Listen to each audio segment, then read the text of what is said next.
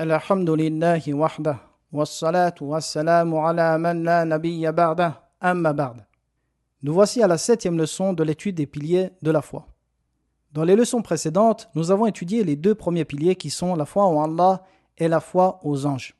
Nous avons mentionné que le dogme, à la base, est le même pour toutes les religions dites monothéistes. Seulement, les juifs et les chrétiens ont mécru dans la plupart de ces chapitres. Par exemple, dans le chapitre de la foi en Allah, les juifs et les chrétiens ont donné des associés à Allah. Ils ont attribué à des créatures des attributs du Créateur et ils ont voué un culte à un autre que lui. Dans le chapitre des anges, nous avons mentionné que les juifs ont pris Jibril comme ennemi. Et quiconque prend un des anges d'Allah comme ennemi, alors Allah est son ennemi, comme il l'a mentionné dans Surat Al-Baqarah. Dans la leçon du jour, nous allons aborder le 3e pilier, qui est l'étude, la croyance aux livres révélés. Et nous verrons que dans ce chapitre, les chrétiens comme les juifs n'ont pas cru aux livres révélés. Les juifs croyaient seulement ce qui leur avait été révélé et rejetaient ce qui avait été révélé à Aïssa et à Mohammed sallallahu alayhi wa sallam. Quant aux chrétiens, ils rejetèrent ce qui fut révélé au prophète Mohammed sallallahu alayhi wa sallam. Nous voyons ici la beauté de la religion islamique et sa globalité. Celle-ci accepte le message de toutes les religions précédentes. Celle-ci confirme les livres précédents, comme nous allons le voir aujourd'hui. Très bien. Qu'est-ce qu'un livre révélé ? Les livres révélés sont les livres qu'Allah a révélés à ses messagers, afin qu'ils soient une législation, un rappel et une guidance pour le peuple vers qui ils furent envoyés. Ou pour l'humanité, pour le Coran. Nous allons expliquer ce détail entre le Coran et les autres livres révélés. Donc, c'est des livres qu'Allah a révélés à des messagers afin que ces livres soient un rappel, une législation, une guidance pour ces peuples. Sachez que les livres révélés appelaient tous à la même chose. Même si les législations sont différentes, comme on l'a mentionné dans la leçon précédente, le message est le même. L'adoration d'Allah seul et s'écarter du polythéisme. Seules les législations divergeaient. Chaque prophète a donc appelé à croire aux livres célestes, de même que les fondements de la croyance de ces livres étaient tous le même. Donc à partir du moment où nous voyons un livre dit céleste aujourd'hui, qui n'a pas une croyance conforme au pilier de la foi comme nous le trouvons dans l'islam, eh bien sachez que ce livre est falsifié. Donc chaque prophète et chaque livre appelait à croire aux messages précédents, à confirmer ces messages précédents, car tous venaient d'Allah. Et quiconque renierait un seul de ces livres ne pourrait être croyant.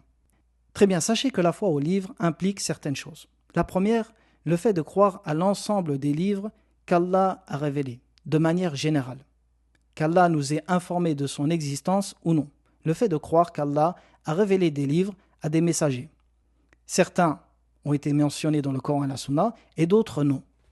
Deuxièmement, le fait de croire aux livres de manière spécifique, particulière, c'est-à-dire les livres qu'Allah a mentionnés dans le Coran, ou que le messager d'Allah, alayhi salatu wa salam, a mentionnés. Parmi ceux-ci, les feuilles de Ibrahim, comme c'est venu dans Surat Al-A'la. Également, At-Tawrah, la Torah qui fut révélée à Moussa. Ensuite, Az-Zabour, qui fut révélé à Daoud. Wal-Injil, l'évangile qui fut révélé à Aïssa, et le Coran qui fut révélé à Mohammed alayhimus salatu wassalam. Donc croire à ces livres qui furent mentionnés dans le Coran ou dans la Sunna. Troisièmement, le fait de croire que tous sont des révélations qui proviennent d'Allah. Quatrièmement, la foi aux livres implique le fait de croire que tous ces livres appelaient à la même chose. Tous appelaient au même dogme, tous appelaient à l'unicité d'Allah et à s'écarter du polythéisme. Et tous rejetaient toute forme d'idolâtrie. Allah dit dans Surat Al-A'la, « Inna hadha lafi suhufil ula, suhuf Ibrahim wa Moussa » Dans le sens, ceci se trouve certes dans les feuilles anciennes, dans les feuilles d'Ibrahim et de Moussa. Ibn Kathir dit dans son exégèse, d'après Abu Aliya, dans le tafsir de ce verset, l'histoire de cette sourate, c'est-à-dire sourate Al-A'la, se trouve dans les feuilles anciennes. C'est-à-dire que les sens qui étaient dans sourate Al-A'la, le message que celle-ci contenait, était également présent dans les feuilles d'Ibrahim et de Moussa. Donc Moussa at-Torah et pour Ibrahim les feuilles. C'est-à-dire que le message était le même. De même que vous constatez que les livres célestes mentionnent toujours les prophètes précédents. Le Coran a un chapitre qui porte le nom de la mère de Isa, Maryam, alayhi as-salatu was-salam. Et c'est pour cela que lorsque le Coran fut lu au Négus d'Abyssinie par un des compagnons du prophète, Ja'far radiyallahu anhu, celui-ci lut au Négus d'Abyssinie, qui était chrétien, le début de Surat Maryam. Ibn Hisham rapporte dans sa célèbre biographie du prophète, alayhi salatu wassalam, As-Sira, il rapporte que lorsque le Négus entendit les premiers versets de Surat Maryam, il pleura. Puis dit à Ja'far, certes cette parole et celle que Isa a transmise proviennent d'une seule et même lanterne. Regardez ici comment le Négus reconnut le style divin à travers ces versets. Il embrassa plus tard l'islam et le prophète alayhi salatu wassalam pria sur lui lorsqu'il mourut, la prière mortuaire. Cinquième chose qu'implique la foi au livre, le fait de croire que chaque nouvelle révélation qu'Allah a donnée à un messager, chaque nouveau message abrogeait le message précédent complètement ou partiellement. Car forcément, la venue d'un nouveau message implique forcément qu'il y a un changement dans celui qui l'a précédé. Et le changement peut être total, une abrogation totale des messages précédents, comme avec le Coran, ou partiel, comme avec l'Évangile. Allah dit dans le Coran, en relatant la parole de Isa, وَمُصَدِّقًا لِمَا بَيْنَ يَدَيَّ مِنَ التَّوْرَاةِ وَلِأُحِلَّ لَكُمْ بَعْضَ الَّذِي حُرِّمَ عَلَيْكُمْ. Dans le sens de ce verset, et je confirme ce qu'il y a dans la Torah, révélé avant moi, et je vous rends licite une partie de ce qui vous était interdit. Donc ici, Isa, le message qu'il a transmis, l'Injil, a abrogé une partie de ce qui était interdit dans la Torah.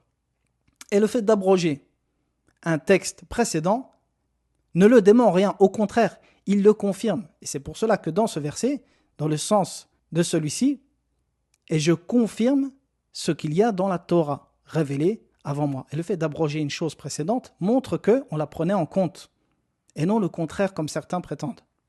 Quant au Coran, la dernière des révélations, celui-ci a abrogé tous les textes précédents.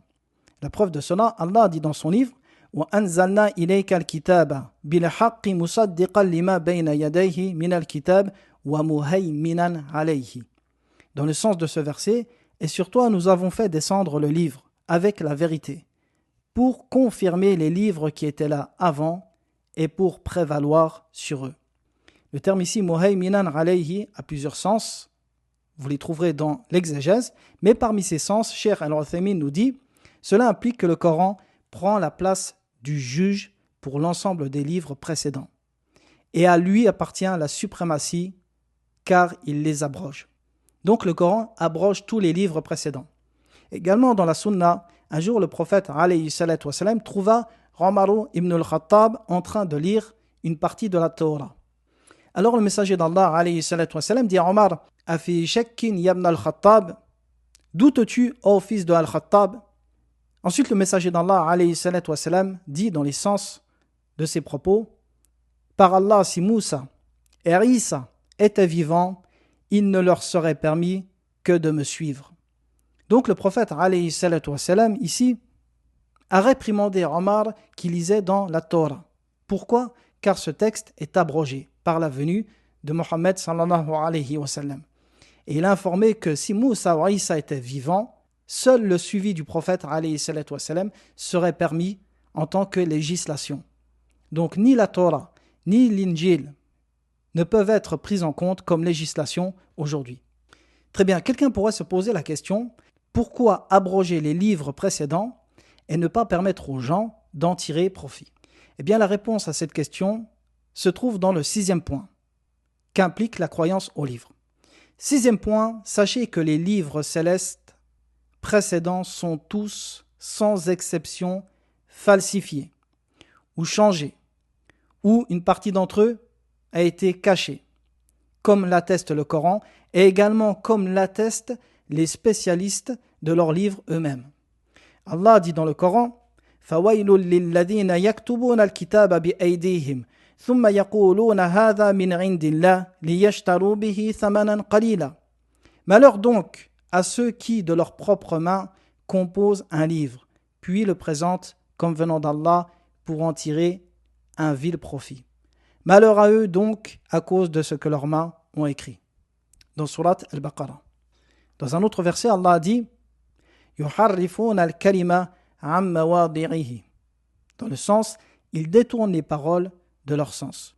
Et dans un autre verset, Allah a dit أَفَتَطْمَعُونَ أَن يُؤْمِنُوا لَكُمْ وَقَدْ كَانَ فَرِيقٌ مِّنْهُمْ يَسْمَعُونَ كَلَامَ اللَّهِ ثُمَّ يُحَرِّفُونَهُ مِنْ بَعْدِ مَا عَقَلُوهُ وَهُمْ يَعْلَمُونَ. Dans le sens de ce verset, espérez-vous que des pareils gens vous partageront la foi, alors qu'un groupe d'entre eux, après avoir entendu et compris la parole d'Allah, la falsifièrent sciemment. Tous ces versets nous indiquent que la Bible, At-Torah ou l'Injil, tous deux furent falsifiés. Et même les spécialistes de la Bible, de la Torah et de l'Évangile, eux-mêmes admettent cela. Lorsque le grand savant indien Rahmatullahi ibn Khalil ar-Rahman organisa un débat au cours du 19e siècle avec le célèbre orientaliste, le missionnaire de la chrétienté en Inde, afin de débattre sur la falsification des écrits, la Trinité et ainsi de suite. Ce missionnaire qui se nomme Karl Pfander.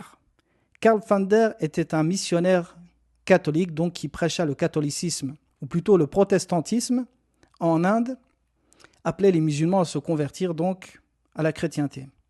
Alors, Rahmatullahi, qui était un grand savant indien, réunit des textes et organisa donc cette conférence qui fut extrêmement célèbre au cours du 19e siècle. Et à travers celle-ci, cette conférence qui dura 2 jours, ou plutôt ce débat qui dura 2 jours, lui-même, Pfander, qui se vantait auparavant de convertir des musulmans à l'islam, à la chrétienté, lui-même admit devant tout le monde, devant plus de 1000 personnes, que ces textes furent falsifiés, alors qu'il défendait mordicus que ces textes étaient préservés. Et il affirmait que 7 endroits des livres précédents furent falsifiés, et que plus de 3000 passages, 3000 mots ont été tronqués ou absents de certaines versions de la Bible, de l'Ancien et du Nouveau Testament. Donc eux-mêmes admettent que leurs livres sont falsifiés. On pourrait mentionner également qu'au 1er siècle de l'ère gaélique, au 1er siècle, entre 0 et 100 de l'ère chrétienne, il existait plus de 100 évangiles. Et c'est seulement au 2e siècle que certaines personnes décidèrent de restreindre les évangiles à 4 et de classer tous les autres évangiles comme apocryphes. Apocryphe qui veut dire caché. Donc ils considéraient qu'il fallait cacher tous les autres évangiles et seulement en garder 4. Pourquoi 4 ? Car ces 4 évangiles étaient en conformité avec leur politique actuelle. À savoir qu'ils ont choisi les évangiles de manière politique. Ils ont choisi les évangiles qui étaient pratiqués dans telle et telle région, afin de réunir plus ou moins l'Église, mais sans prendre en compte les autres livres, leurs dogmes, les messages qu'ils contenaient. Alors comment savoir s'ils ont choisi le bon évangile ? Comment savoir également s'ils n'ont pas caché délibérément des textes à des fins mondaines ? Et il n'y a aucun doute que ce fut le cas. Donc les livres célestes précédents ont tous été falsifiés. C'est pour cela que le messager d'Allah, alayhi salatu wa salam, nous a informé une règle sur le comportement par rapport à ces textes. Il a dit, lorsqu'on entend un récit qui vient de ces textes, eh bien on ne doit ni le croire, ni le démentir.